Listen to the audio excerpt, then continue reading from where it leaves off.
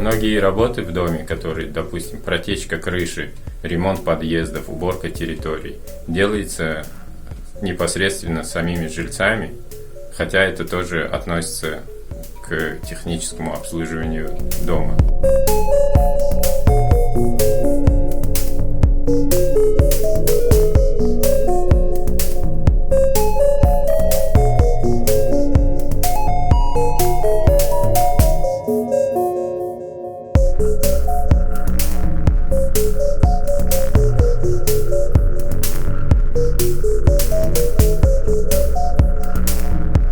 Отключение света, я считаю, что это незаконно, потому что у нас нету долгов по электроэнергии, и отключать свет, это неправильно.